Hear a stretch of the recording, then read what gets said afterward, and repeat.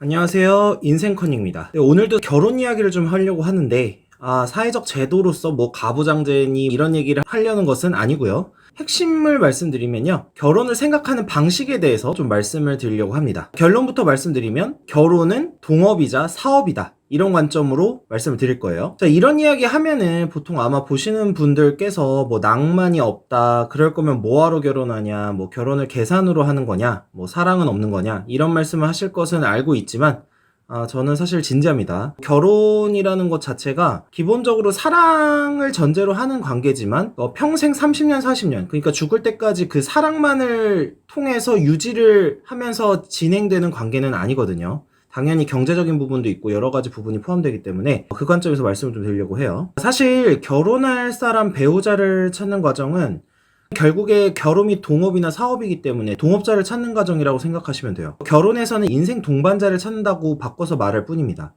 같은 방향성을 가지고 이제 노력을 해야 되는 그런 관계인데, 제가 동업에 비유해서 말하는 이유가 결혼 제도가 동업하고 굉장히 법제도상으로도 비슷하기 때문이에요. 그 동업은 일반적으로 뭐 사업할 때 이제 동업을 한다고 하면은 민법에서는 이제 조합이라고 표현을 해요. 근데 뭐 이런 용어를 아실 필요는 없는데, 그 조합을 청산할 때, 그러니까 동업을 끝낼 때도 재산을 청산을 하고요. 그리고 결혼에서는 재산 분할이라는 절차가 있죠. 그리고 조합도 양당 사자의 동의가 없으면 그 해산할 만한 사유, 뭐 신뢰관계를 크게 훼손한다던가 이런 사유가 있어야 되고, 결혼도 이혼 사유가 있어야 돼요.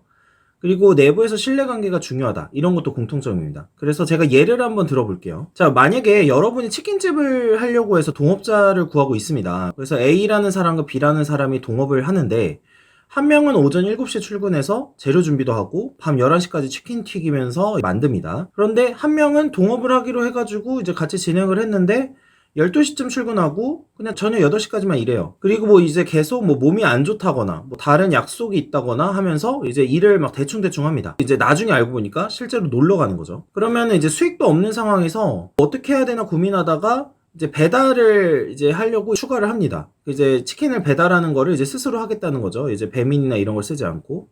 그런데 나머지 한 명은 안 바쁜데도 배달을 외주를 주자고 하는 거예요. 직접 배달을 해도 되는 상황인데. 그러니까 결국에는 자기가 일을 이제 덜 하면서 편하게 돈을 벌고 싶은 거죠. 그래서 이런 케이스에서는 자기가 지출을 통제를 할 수 있음에도 불구하고 스스로 할 수 있는 일을 편리함 때문에 이제 외주를 주는 상황인 겁니다.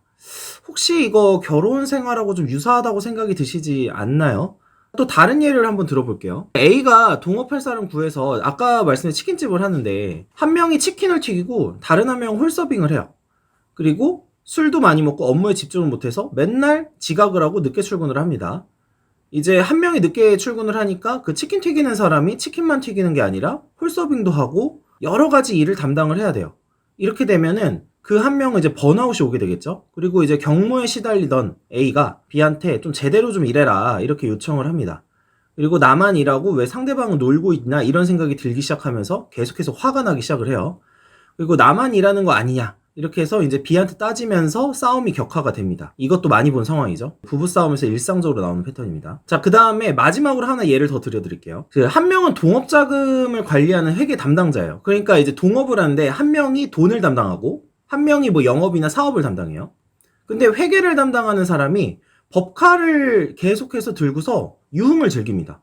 뭐 예를 들면은 영업을 위해서 어디 다니는 게 아니라 계속해서 여행을 다니고, 뭐 예를 들면 워크숍 같은 걸 일부러 만들어서 다니고, 술도 마시고, 친구들하고 백화점 가서 쇼핑도 하고 여러 가지 선물이나 명품 같은 걸 사서 막 자기가 써요. 그리고 비용 처리를 막 합니다. 법인 기준으로 보면 이거 뭐죠?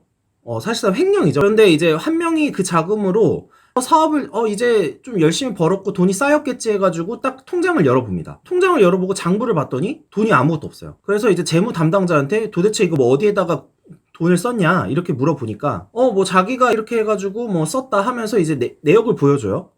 또는 이제 내역을 막 이제 좀 찔리면 안 보여줄 수도 있고, 이제 쌓여있는 돈이 없어요. 그래서 재투자하거나 뭐 사업에다가 다시 좀 뭔가를 시도해 보려고 하려고 했더니 돈이 없는 상황이 됩니다. 이렇게 되면은 그 사업은 뭐 다른 사람과의 경쟁에서도 뒤처지게 되고 사업이 번창하기가 어렵겠죠.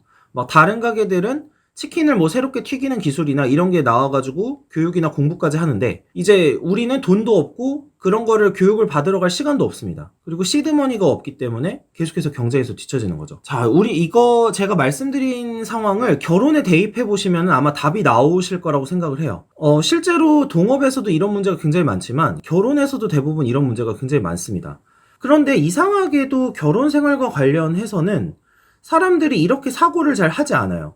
그냥 뭔가 사랑하니까. 내가 사랑하는 아내거나 남편이기 때문에 그냥 계속해서 뭐 돈이 들어갑니다. 근데 만약에 여러분이 동업이라고 생각을 한번 해보셨으면 좋겠어요. 그러면 이렇게 막 펑펑 혼자서 쓰고 일도 제대로 안 하는 사람과 계속 동업을 하실 건가요? 실제로 동업을 하면 망하겠죠? 이렇게 되면은 계속해서 악순환이 발생을 하게 되는 거예요. 돈 관리를 이런 예로 한번 들어볼게요. 제가 다른 그 꽃뱀 영상에서도 얘기를 했던 건데 여자친구가 있는데 돈을 빌리러 왔습니다. 근데 돈을 빌리러 온 사유가 예를 들어서 급하게 급전이 필요하다.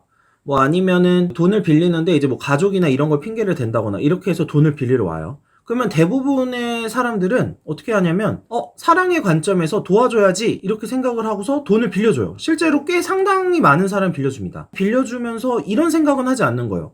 왜 돈이 없지? 만약에 동업의 관점에서 보면 돈이 왜 없는지를 따져봤을 거예요.